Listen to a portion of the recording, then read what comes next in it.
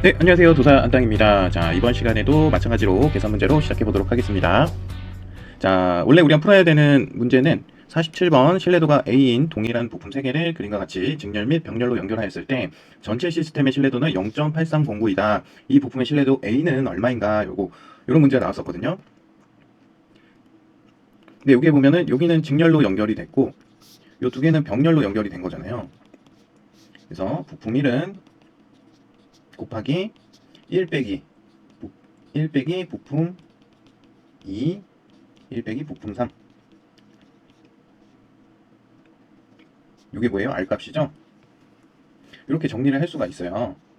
예, 이게 이제 좀 난이도가 있는 문제였고, 저 같은 경우에는 이 답에 있는 것들을 모두 대입해 본 다음에 답을 찾은 경우입니다. 왜냐면 우리가 배운 거랑 완전 역순으로 나와버렸으니까 이 답을 먼저 알려주고 0.8309라는 이 신뢰도를 먼저 알려주고 부품의 신뢰도를 구하는 거잖아요. 원래는 신뢰도를 알려주고 나중에 요 R값을 구해라 이런 문제가 출제가 됐었는데 이건 반대로 출제가 됐었던 거예요. 그래서 많이 당황했을 겁니다. 푸시는 분들도. 그래서 여기 보면은 부품 1, 2, 3을 A로 통일시키겠습니다. A 곱하기 1 빼기 1 빼기 A 또 1 빼기 A 이렇게 연결이 돼 있다라는 거예요. 그러면 다시 한번 0.8309는 A 곱하기 1 빼기 1 빼기 A의 제곱으로도 표현을 할 수가 있습니다. 그래서 이 가로 안에 있는 거를 풀어줘야 돼요, 먼저. 그래서 이런 문제는 대입해서 푸는 방법이 가장 쉽거든요. 그래서 그 방법으로만 안내를 드리겠습니다. 대입은 어떻게 하냐면 여기 1번부터 쭉 넣으시면 되겠죠? 자, 넣어보겠습니다. 0.8309는 0.7 곱하기 1 빼기 1 빼기 0.7의 제곱. 그럼 여기 0.3의 제곱이 될 거고, 이거를 1에서 빼보고 곱하기 0.7을 해보면 값이 나오겠죠? 또 마찬가지로 이번엔 0.75를 넣어보는 거죠. 0.75 곱하기 1 빼기 1 빼기 0.75의 제곱. 또 0.80 곱하기 1 빼기 1 빼기 0.8의 제곱. 이거 0.85 곱하기 1 빼기 1 빼기 0.85의 제곱. 0.90 곱하기 1 빼기 1 빼기 0.90 제곱. 이런 식으로 해서 답을 찾으시면 돼요. 정답은 0.85였고요. 이렇게 하면은 찾을 수가 있다. 이렇게 문제 푸는 게 가장 쉽습니다. 자, 그리고 한번 풀어보겠습니다. 또 A 곱하기 1 빼기 1의 1 빼기 A의 제곱이 0.8309잖아요. 여기에서 A를 양쪽으로 나눠주는 겁니다. 1로 만들기 위해서 얘는 없어지고 1 빼기 1의 마이너스 A의 제곱은 A의 A분의 0.8309 이런 식도 만들 수 있죠. 그리고 또 얘 1을 넘기는 겁니다. 그래서 1 빼기 A 제곱은 1 빼기 A의 0.8309 이런 식으로 형태를 만들어 준 거예요. 여기 이제 루트를 씌우는 거기 때문에 1 빼기 제곱근만 없어집니다. A는 이런 형태가 되고 또 A만 남기고 넘겨보겠습니다. A는 1 빼기 A의 0.8309 아무튼 이렇게 식이 복잡해지기 때문에 먼저 말씀드린 그 방법을 활용하시는 것을 추천드립니다. 이렇게 풀어드리려고 했는데 제가 한개 부딪히네요. 현타가 오네 갑자기. 그래서 이런 문제 어떻게 푼다? 여기에다가 요거 우리는 5개 중에 하나만 찍으면 되는 문제니까 다 숫자를 대입해봐가지고 딱 떨어지는 답을 찾으면 되겠죠? 그렇게 문제 푸시면 됩니다. 자, 다음 문제 보겠습니다. 23년에도 똑같은 문제가 나왔었어요. 이게 아주 킬링 문제였나봐요. 그래서 이런 문제가 계속적으로 나오고 있기 때문에 우리는 대비를 해야 되고 가장 좋은 대비는 정확하게 빠른 시간 내에 푸는 거잖아요. 자, 한번 보겠습니다. 부품 신뢰도가 A인 동일한 4개의 부품을 병렬로 연결하였을 때 A를 병렬로 연결한 거죠.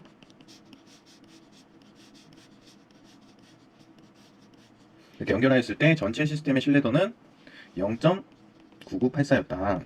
이 신뢰도 A는 얼마인가 라고 되어 있는 거예요. 병렬로. 이건 직렬이 빠져있기 때문에 좀 더 수월합니다. 이 문제 같이 풀어보겠습니다. 자, 잘 보세요. 어려운 문제는 아닌데 어렵게 생각하면 어렵습니다. 근데 같이 보겠습니다. 식은 이런 식으로 정리가 될 수가 있겠죠. 그래서 이렇게 줄이는 것까지는 이해가 되실 거예요.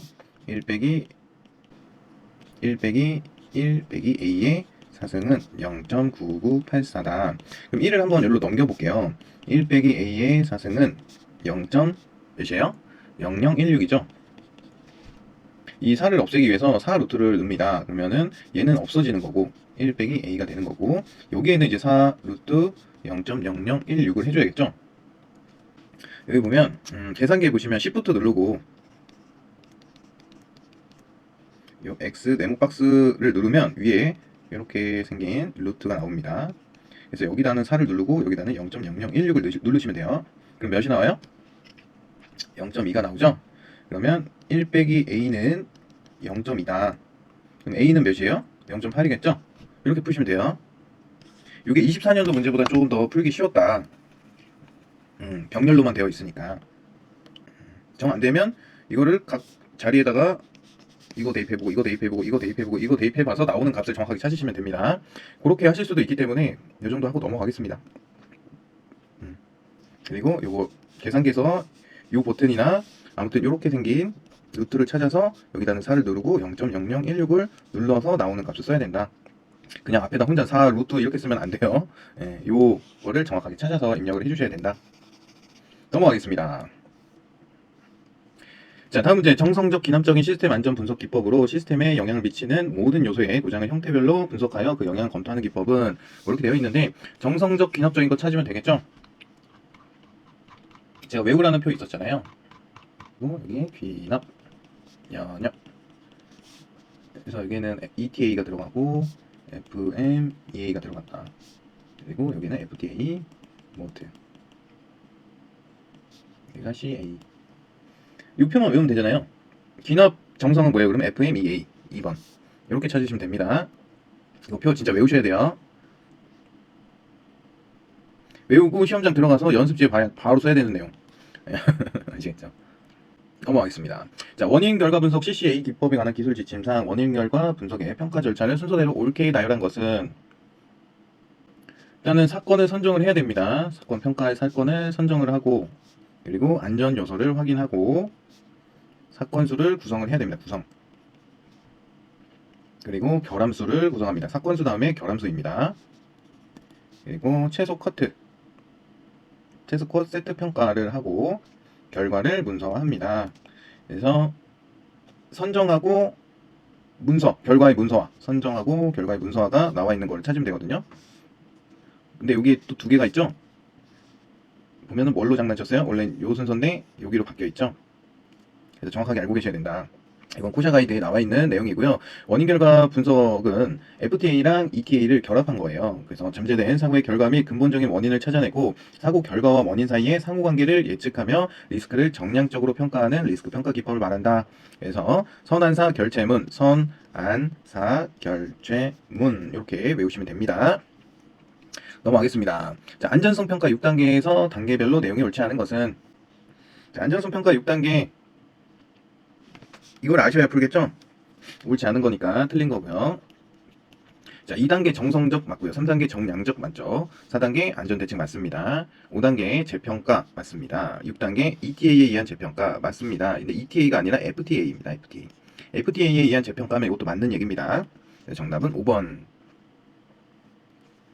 자, 다음은 일반적인 공장 설비에 적용한 안정성 평가 단계에 관한 내용이다. 올바른 순서대로 나열한 것은 관계 자료와 정보의 확보 및 검토, 그리고 정성적 평가, 정량적 평가, 그리고 안전대책 수립, 재자료를 통한 재평가, 그리고 FTA를 실시한 재평가, 그죠? 기역과 디귿이 먼저 나와 있는 거랑 니은, 미음, 리을, 비읍, 디귿 이렇게 2번 이런 식으로 찾으면 돼요. 자, 요거는 앞에서 설명해 드릴 때도 말씀드렸던 거기 때문에 좀 바로바로 넘어가고, 여러분들이 이거 여러 번 다 해독하면 눈에 그냥 들어옵니다. 이제는 문제 유형이 비슷하기 때문에. 자, 다음은 결함수 분석법에 의한 제4례 연구에 관한 내용이다. 연구 절차를 올바른 순서대로 나열한 것은, 자, 한번 보겠습니다. FTA는 어떻게 해야 돼요? 우선순위를 결정하고, 문제점의 중요도 및 우선순위를 결정하고, 그리고 탑사상을 선정해야겠죠? 탑사상. FT도를 작성을 해야 되고, 그리고 검토하고 결정한다. 순서대로 찾으면 되겠네요. 정답은 1번. 굉장히 쉽습니다. 저는 쉬운데 여러분들은 아직 다해독을 안 하셨고 이 강의를 먼저 보고 계실 거기 때문에 제가 이렇게 금방금방 넘어가는 거는 걱정하지 마세요. 여러분들이 이제 연습하는 과정 속에서 그냥 알아서 이제 보이게 됩니다. 이런 거 뭐 설명을 할 게 없어요. 그냥 외우시는 거잖아요. 암기하는 단순 암기 문제는 좀 바르게 넘어가겠습니다. 지금 진도가 많이 밀렸거든요. 계산 때문에. 가야 할 길이 멀습니다.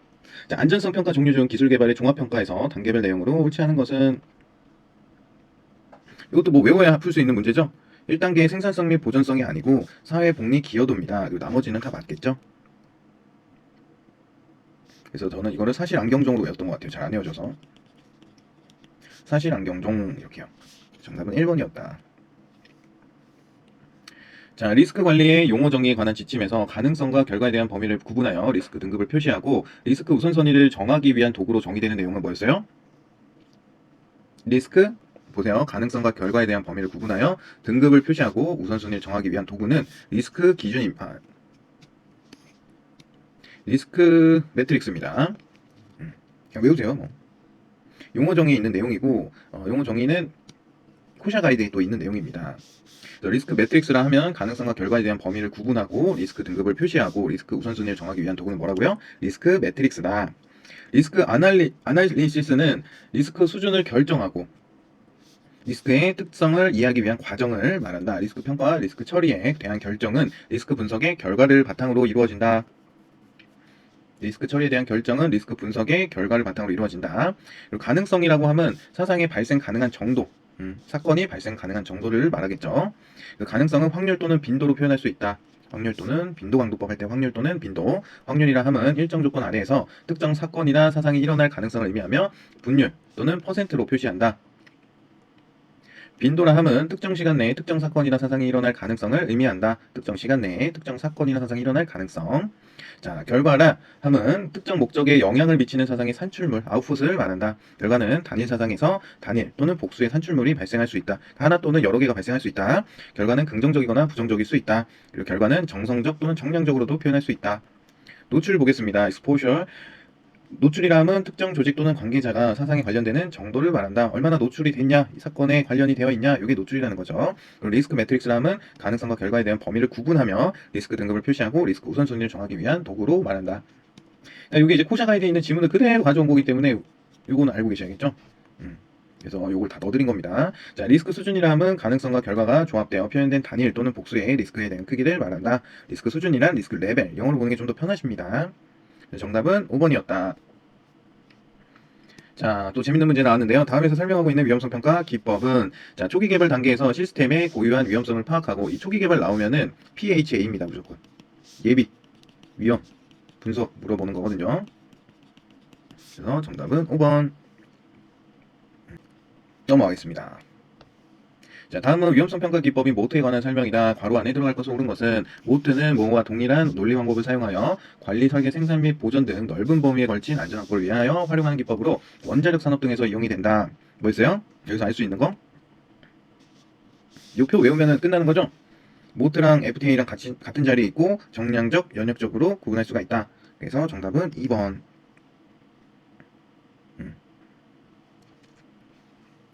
저는 쉬운데 여러분들 처음 보면 어렵다고요. 외우라는 거 안 외우면 어렵다고요. 근데 외우라는 거 외우셔야 되는데 안 외우시면 뭐 제가 더 해드릴 수 있는 건 없어요. 저는 이거 표만 외우면은 이런 관련된 문제들 다 맞출 수 있습니다 라고 말씀을 드리는 건데 외우지 않고 어렵다라고 하면 그건 어려운 게 아니라 뭐라고요? 낯선 거다. 외워보셔라. 맨날 그림 되죠. 아침에 일어나서 정량, 정성, 사람이 먼저니까 귀납, 연역. 근데 여기 뭐 있었어요? CA, ETA. 여기는 FTA. FTA는 워낙 유명하니까 모트. FTA랑 똑같은 거는 모트다. 그리고 FM, EA. 이걸로도 문제 나왔었고 지금 이것도 문제 나왔었죠. 이것도 문제 나왔었죠. 그러니까 다 알고 계셔야 되는 거예요. 골고루 여기에서 골라내기 때문에. 그리고 그 밑에 있는 정량적인 방법 CCA라든지 정성적인 방법의 PHA나 하족, 체크리스트 이런 거는 다 알고 계셔야 되는 거예요. 그 표는 정말 중요합니다. 자, 다음과 같은 특징을 가지고 있는 위험성 평가 기법은 재해나 사고가 일어나는 것을 확률적인 수치로 평가하는 것이 가능하다. 일단 수치로 표현이 가능하면 정량이죠. 어떤 기능이 고장 또는 실패할 경우 그 이후 다른 부분에서 어떤 결과를 초래할지를 분석하는 귀납적 방법이래요. 방금 여기다 그렸는데 그죠? 뭐였어요? 정량 귀납 뭐뭐 있어요? CA, ETA 2번. 왜냐면 여긴 CA가 따로 없으니까 그죠? 이지합니다. 자, 다음 중 시스템 위험 분석 기법의 설명으로 옳지 않은 것은 틀린 거 모르는 거죠? 자, PHA는 최초 단계의 분석으로 시스템 내에 위험 요소가 얼마나 위험한 상태에 있는가를 정성적으로 표현한다. 최초 단계 나왔고 정성 나왔습니다. 그럼 맞는 얘기예요. FMEA는 정성 귀납적 분석 방법으로 전체 요소의 고장을 유형별로 분석하여 그 영향을 검토한다. 맞습니다. DOT는 인간의 실수를 정량적으로 표현한다. 이거는 표현 없었으니까 일단 납득했습니다. FTA는 정상 사상인 재해 현상으로부터 기본 사상인 재해 원인을 귀납적인, 여기서부터 틀렸죠. 연역적이잖아요. FTA는 분석을 통하여 재해 현상과 재해 원인의 상호 관련을 정확하게 해석하여 안전 대책을 검토할 수 있다. 그렇기 때문에 4번이 틀린 말이고, DOT는 인간의 실수를 정량적으로 평가하는 게 맞습니다. CA는 직접 시스템의 손실과, CA는 정량 귀납이었죠. 높은 위험도를 가진 요소의 고장의 형태에 따른 분석을 말한다. 이것도 맞는 얘기입니다. 그래서 여기서 정확하게 틀린 건 4번이고, 여기는 CCA, DOT 다 표기를 해놨네요. 그래서 요걸 외우세요. 요걸 하나씩 자꾸 쳐야 되니까. 왜 틀렸는지를 아셔야려면 저 표가 굉장히 중요합니다. 자, 넘어가서 결함수 분석 FTA에 관한 설명으로 옳지 않은 것은 기계 설비 또는 인간기계 시스템의 고장이나 재해 발생 요인을 FT 도표에 의해서 분석하는 방법이다. 맞죠? FTA는. 자, 해석하고자 하는 재해 발생 확률을 계산한다. 맞습니다. 재해 발생 이전에 예측 기법으로 활용함으로 예방적 가치가 높은 기법이다. 그리고 재해 현상과 재해 원인의 상호 관련을 정량적으로 해석하며 안전 대책을 검토할 수 있다. 정량 맞는 얘기죠. 각 요소의 고장 유형과 그 고장에 미치는 영향 분석을 연역적이면서 정성적, 여기서는 정량이라고 여기서는 정성이라고 했네. 이렇게 해서 틀린 거예요. 요거는. 요거는 이제 PHA에 대한 설명 아니야? 라고 생각할 수도 있는데, FTA도 정상사장, 이제 사건이라는 게 나올 때 우리가 최소 미니멀 컷셋을 구하는 이유가 뭐예요? 어떤 걸로 사고가 이루어지는지, 그쵸? 구하기 위해서 미니멀 컷셋을 구하는 거잖아요. 그래서 이것도 예방적 가치가 높은 그 기법은 맞습니다. 자, 48번 문제 보겠습니다. 위험성 평가 기법에 관한 설명으로 옳은 것은, 자, 옳은 거. 이거 위험성 평가 했을 때 한번 풀어봤던 문제라서 눈에 들어와야 됩니다. 대충 풀었지만, 자, FMEA는 정성적, 연역적 평가 기법으로 시스템 요소의 고장 형태별로 분석하는 기법이다. 라고 되어 있는데, 정량, 정성, 비연. 이렇게 해서, 이쪽에 있었던 게 뭐예요? FMEA. 여기는 CA, ETA. 이렇게 있었죠. 여기가 FTA. 모트가 있었다. 그쵸? 그러면 정성적 귀납점인데 요거 때문에 틀린 말이고, 자, 하족 기법은 가이드워드와 공정 파라미터를 결합하여 위험 요소와 운전상의 문제점을 노출한다. 이게 맞는 거였죠. 그리고 ETA는 에너지의 흐름이 사람이나 설비에 도달하여 재해가 발생되지 않도록 장벽을 도입하는 기법이다. 에너지가 아니라 이벤트였죠. ETA는 이벤트 트리 아날리시스예요. 그래서 사건수 분석이라고 합니다. ETA는 사건수. 그래서 운전자의 실수에 의해서 발생되는 사고예요. 에너지의 흐름은 외부의 충격이잖아요. 그런 게 아니고 사람이 실수했을 때 발생할 수 있는 재해이기 때문에 틀린 말이고, FTA는 기본 사상 탑 사상으로 진행되는 게 아니라 탑에서 아래로 탑다운 방식이죠. 그렇기 때문에 틀린 말이고, 딕시션 트리 DT 기법은 연역적이고 정량적인, 연역적이고 정량적이면 여기 있어야 되는데 아니죠. 그리고 DT는 뭐냐면 정성에 가깝습니다. 정성에. 말로 계속 물어보는 거예요. 어떤 위험이 존재했는가, 뭐 이런 식으로 계속 스무고개 하듯이 물어보는 겁니다. 그래서 딕시션 트리 기법은 연역적이고 정량적인 분석 기법이라고 되어 있는데 여기에 포함이 안 돼 있잖아요. 그러면 아닌 겁니다. 그래서 틀린 겁니다. 넘어가겠습니다. 시스템 안정성 확보를 위한 방법이 아닌 것은 위험 상태의 존재의 최소화, 중복 설계, 배제, 안전장치의 채용, 경보장치의 채택, 인간공학적 설계 적용. 자, 보면 위험 상태의 존재의 최소화 맞죠? 배제를 해야 되는 게 아니라 중복 설계는 계속 해야 되는 거죠. 여러 번 중복될 수 있도록, 하나가 고장 났을 때 다른 게 가동이 돼서 안전할 수 있도록. 그래서 2번이 틀린 거고, 안전장치의 채용, 경고장치의 채택, 인간공학적 설계 적용, 이런 거 굉장히 쉬웠다. 그죠? 몰라도 아플 수 있는 문제, 이런 건. 약간 도덕 문제 마냥. CA 기법에서 작업의 실패로 이어질 염려가 있는 고장의 카테고리는, 이걸 또 아셔야 돼요. 1번부터 4번까지.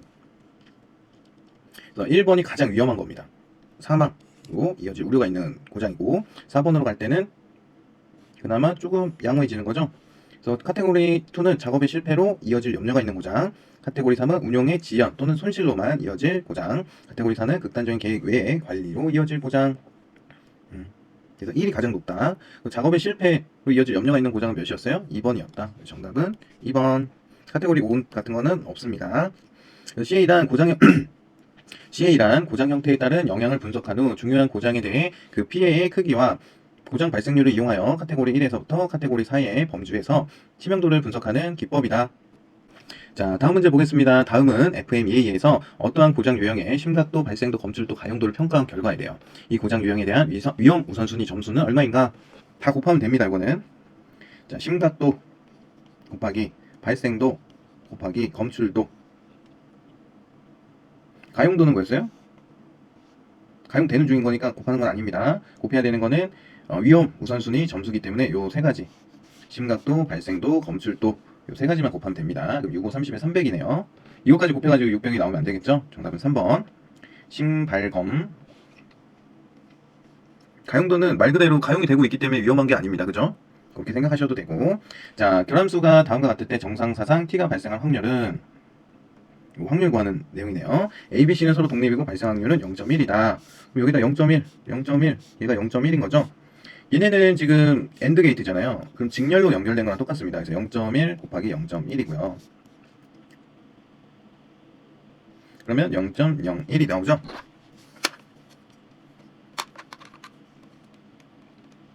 음, 0.01이 나오고 여기에서는 5월 게이트잖아요. 5월 게이트는 병렬이라고 생각하면 됩니다. 그래서 1 빼기 0.01 곱하기 1 빼기 0.1 이런 계산식이 나와요.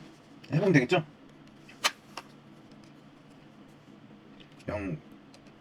1 빼기 0.01 0.99 곱하기 1 빼기 0.1은 0.9죠? 얘를 먼저 곱하고 1을 마지막에 앤서로 빼주는 겁니다. 곱하기 0.99 곱하기 0.9 그래서 1 빼기 앤서 0.109 정답은 4번 이렇게 푸시는 겁니다. 이게 대괄호 안에 있는 내용이기 때문에 얘네 둘이 먼저 곱하고 마지막에 1을 빼주는 거예요. 한번 보겠습니다. 다시 한 번만 더 해볼게요.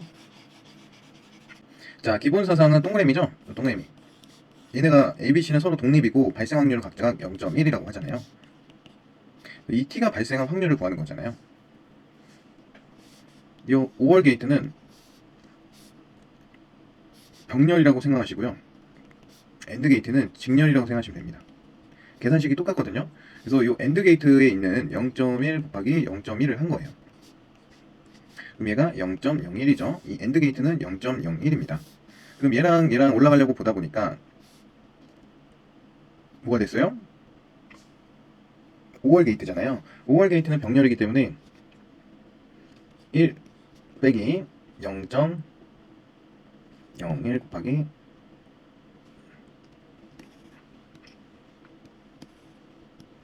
그래서 요 값과 요 값을 병렬로 계산해 주면 되는 거예요. 가장 큰 1에서 1 빼기 0.01 곱하기 1 빼기 0.1 이거 계산해 주면 되는 거예요.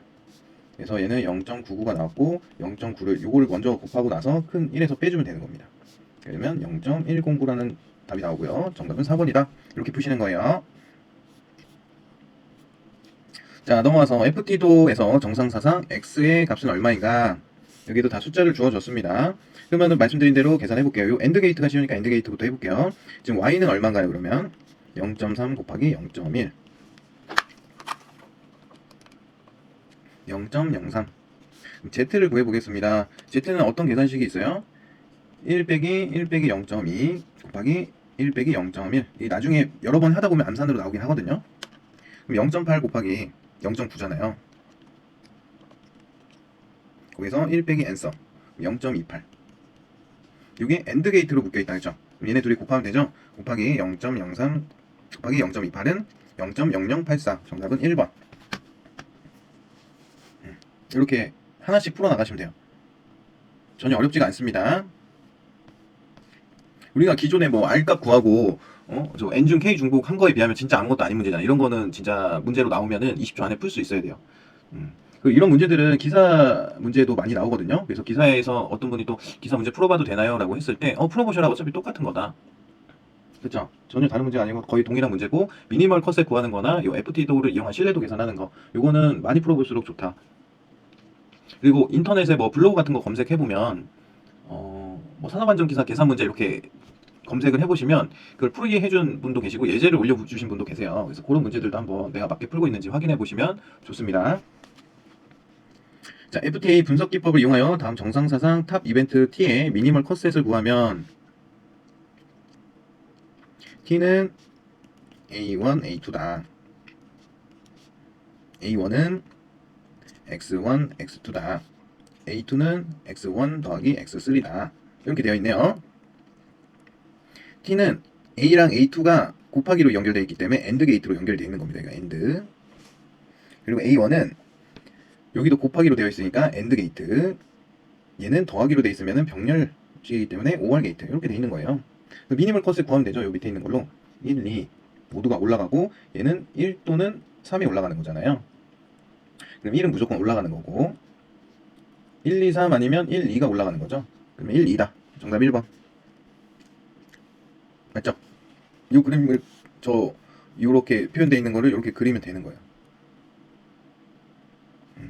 그래서 여기서 중요한 건 더하기는 병렬 관계 5월 게이트다. 여기는 곱하기로 되어 있기 때문에 직렬 관계이다. 이런 문제는 굉장히 좋은 문제이기 때문에 또 나올 수가 있습니다. 정확하게 이해하고 넘어가세요. 자, 넘어가겠습니다. 시스템의 구성 요소들이 동시에 가동되고 있고 어느 하나만이라도 작동하면 그 시스템이 가동되는 구조는 동시에 가동되고 있고 하나만이라도 작동이 되면 가동이 된대요. 이런 거는 병렬 구조입니다. 동시에 가동이 되고 있고 어느 하나만이라도 작동이 되면 시스템이 가동되는 구조는 병렬 구조이다. 직렬은 이렇게 돼 있는 거기 때문에 얘가 가동이 안 되거나 얘가 가동이 안 되면 연결이 될 수가 없어요. 그렇죠? N중 K 구조는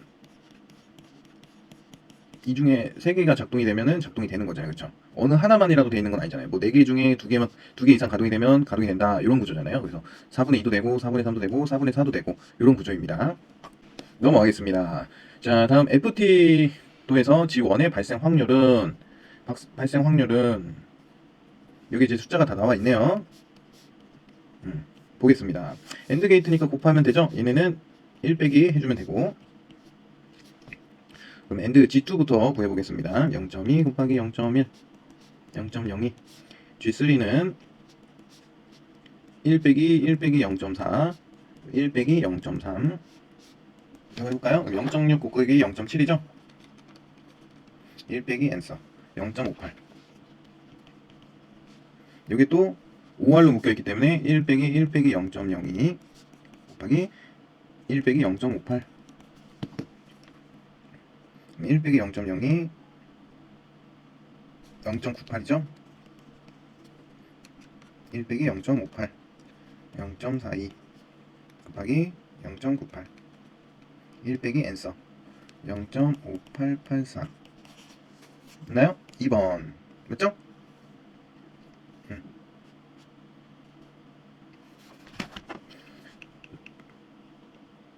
넘어가겠습니다. 자, 다음에서 설명하는 논리기호의 명칭은 더 이상 해석이나 분석할 필요가 없는 사상. 결함수 분석법의 도표에 사용되는 논리기호 중 원기호로 표시된 기본사상이죠? 맨 밑에 있는 기본사상. 요 밑으로 더 전개가 안 되잖아요. 항상 위로 올라가지. 그쵸? 그래서 정답은 2번이다. 더 이상 전개할 수 없는 사건의 원인. 여기 밑에 정답 틀렸네요. 여기 2번입니다. 자, MEA에서 실제 손실을 발생하는 확률을 나타내는 것은 자, 요걸 아셔야 풀 수 있는 거죠. B는 1.00 이게 뭐예요? 기능을 상실했다. 그리고 기능 상실을 추정한다. 추정. 그럼 B가 있고 0.1보다는 크고 1.0보다는 작다. 요건 이제 추정이라고 하고 0보다는 크고 0.1보다는 작은 거. 요게 가능성이 있다. 영향이 없는 거는 0. 그럼 실제의 손실은 뭐예요? 기능의 상실이죠? 기능 상실 추정 가능. 이렇게 해서 보시면 돼요. 추정은 정말 높은 단계인 겁니다. 그러니까 우리 법에서도 추정은 거의 결정한 거예요. 결정. 근데 이거를 반박할 수 있는 다른 근거, 합당한 근거, 증거 이런 게 있어야만 인정이 됐을 때 이거를 번복할 수 있는 겁니다.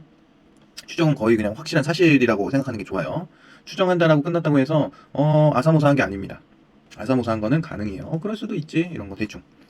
추정은 거의 결정 전 단계이기 때문에 그거를 반박할 수 있는 근거가 나오지 않는 이상은 이걸로 가는 겁니다. 이걸로 판결을 해버려요. 그리고 이런 근거나 증거가 나왔을 때 이 판결을 뒤집을 수는 있겠죠. 그만큼 굉장히 강력한 확신이 가지고 있는 거다. 가능은 그럴 수도 있지. 요 정도예요. 그래서 요 숫자가 0에 가깝고, 그쵸? 얘는 0.1이라는 중간 단계가 하나 더 있는 겁니다.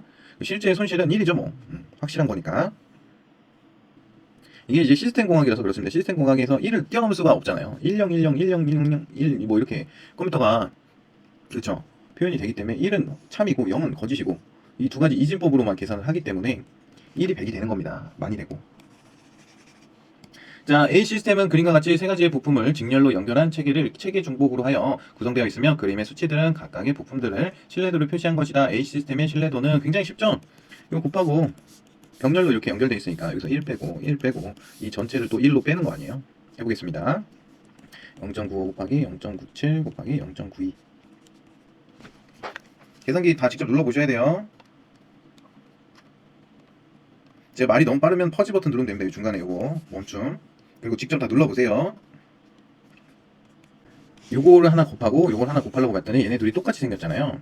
그러면 1 빼기 0.95 곱하기 0.97 곱하기 0.92 하고 여기서 제곱을 해도 된다고요.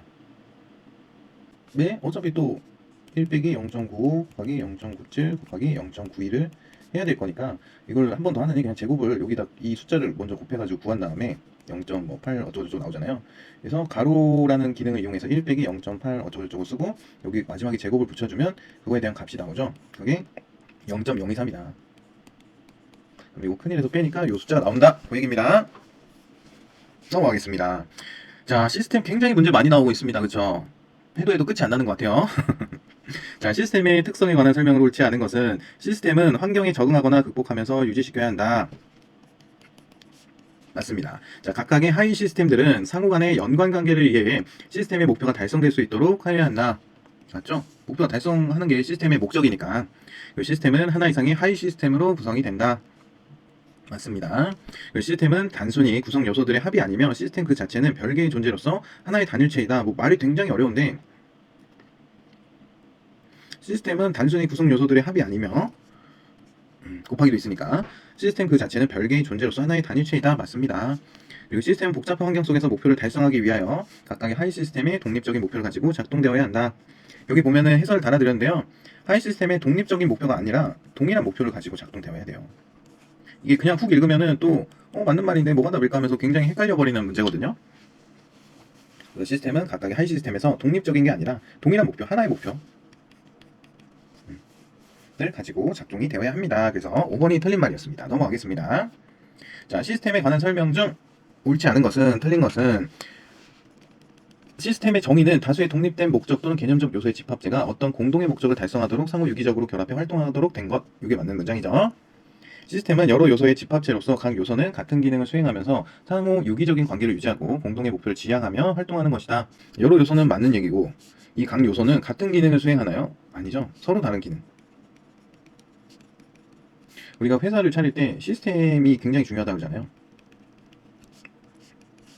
그래서 뭐 재무팀이 있을 거고 총무, 뭐 영업지원팀, 판매팀, 개발팀, 또 뭐가 있을까요? 뭐 이 정도만 있다라고 해도 얘네가 서로 다 다른 역할을 하잖아요.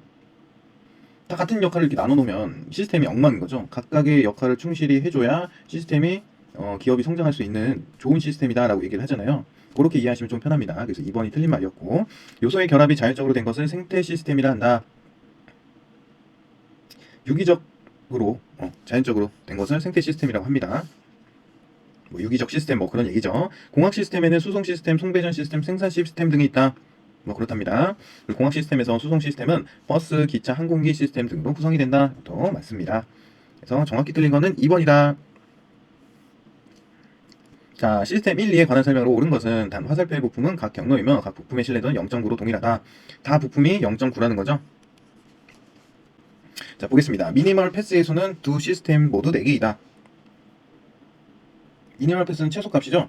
그래서 얘는 하나, 둘, 셋, 넷. 얘는 4개고 얘는 2개고 그죠?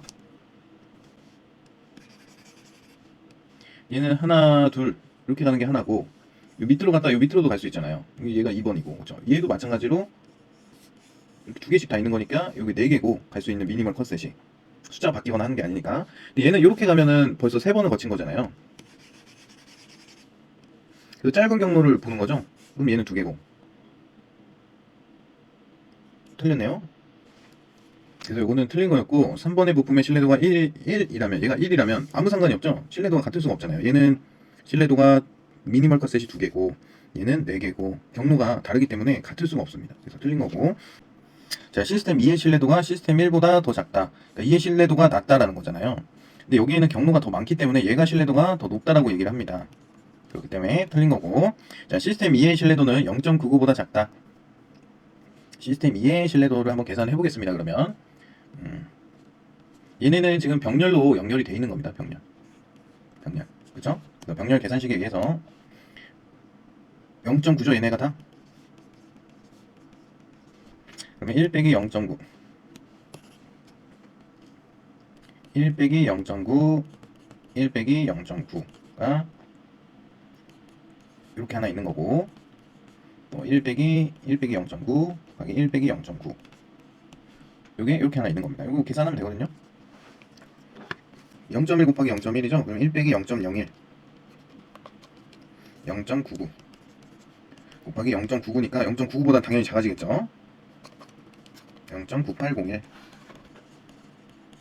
그렇기 때문에 이 시스템 2의 신뢰도는 0.99보다 작다. 이건 맞는 얘기죠. 시스템 1의 신뢰도는 0.9 곱하기 3번이 고장난 시스템의 신뢰도 0.1.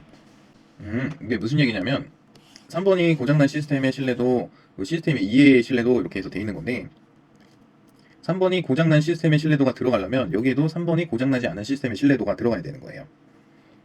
그렇기 때문에 이게 틀린 거여서 틀린 말입니다. 굉장히 어려운 문제죠. 난이도가 있는 문제입니다.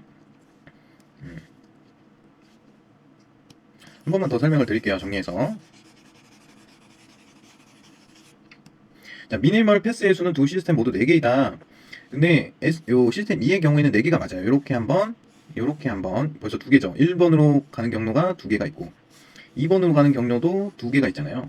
그렇기 때문에 뭐예요? 4개가 되는 거고, 얘는 미니멀 패스는 가장 짧은 경로 2개밖에 없잖아요.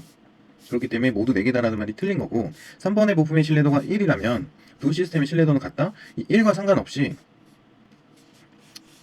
갈 수 있는 경로가 얘는 3개밖에 없고 얘는 4개가 있잖아요. 이 경로가 많을수록 신뢰도가 높습니다. 그래서 틀린 말입니다. 그리고 시스템 2의 신뢰도가 시스템 1보다 더 작다가 아니라 크다가 되겠죠. 그래서 다 같은 말이에요. 이 3개는 말장난입니다. 지금.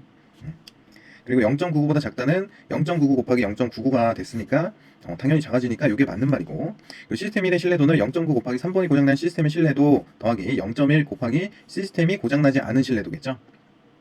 왜냐면 이게 말씀드리면 이해가 되실지 모르겠지만 얘가 이렇게도 가고 이렇게도 갈 수 있으면 상관이 없어요. 근데 얘가 생긴 게 어떻게 생겼어요? 한쪽 방향으로밖에 못 가잖아요.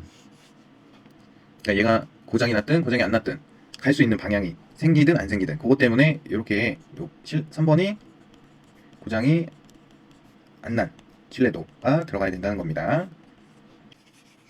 네, 넘어가겠습니다. 자, 안전점검표 작성 시 유의사항이 아닌 것은 사업장에 적합한 독자적인 내용일 것. 사업장에 적합해야겠죠? 중점도가 낮은 것부터 순서대로 작성할 건 항상 높은 것부터 낮은 걸로 작성하는 거기 때문에 2번이 틀린 거고, 재해방지 실효성이 있게 개조된 내용이어야 되고요. 일정 양식을 정하여 점검 대상을 정할 것, 점검표의 내용을 이해하기 쉽도록 표현하고 구체적일 것, 이렇게 하면 됩니다.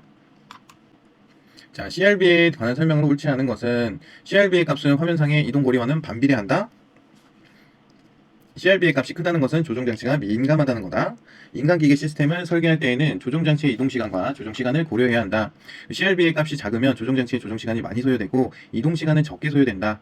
CRB는 모니터를 보면서 조종장치를 사용하는 작업에 적용한다.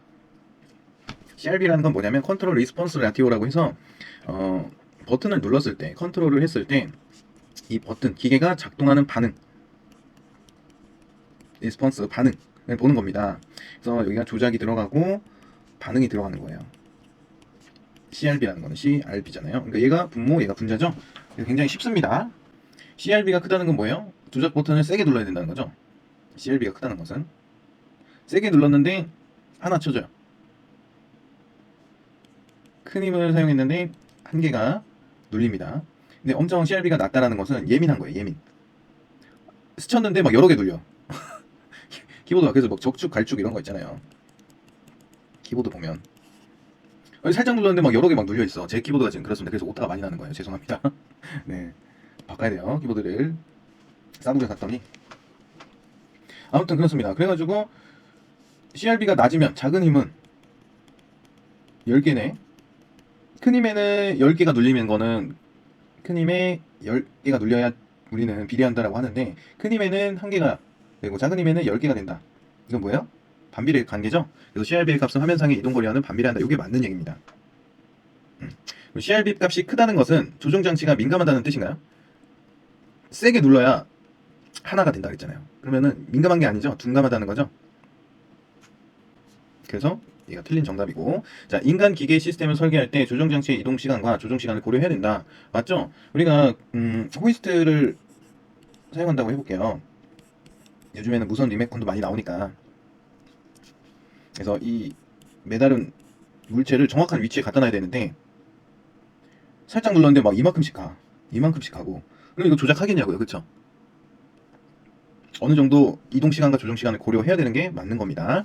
CRB의 값이 작으면 조종장치의 조종 시간이 많이 소요되고 이동 시간은 적게 소요된다. 그쵸? 작은 힘을 눌렀는데도 10개가 되니까 CRB가 작으면 조종 시간이 많이 소요되고 이동 시간은 적게 소요된다. 예민해지는 거죠. 그래서 맞는 말이고, CRB는 모니터를 보면서 조종장치를 사용하는 작업에 적용한다. 그러니까 뭐 이런 얘기가 나왔겠죠. 맞습니다. 그래서 정답은 2번이 틀렸기 때문에 정답입니다. 도산 안땅이 자꾸 오타를 내는 이유, 키보드가 예민해가지고 하나 작은 힘으로 스쳤는데 여러 개 눌려서, 그렇게 생각하시면 어떨까 싶습니다. 네, 이렇게 해가지고 우리 안전공학은 여러 가지 계산들 재밌게 해보면서 맞춰보도록 하겠습니다. 이제 다음 시간에는 인간공학, 인간기계 시스템에 대해서 같이 알아볼 거고요. 조금 빠른 듯 해도 다 다룰 거는 다 다뤘었기 때문에 문제 푸시는데 전혀 문제가 없을 거라고 생각이 듭니다. 오늘도 고생하셨습니다. 여기서 끝!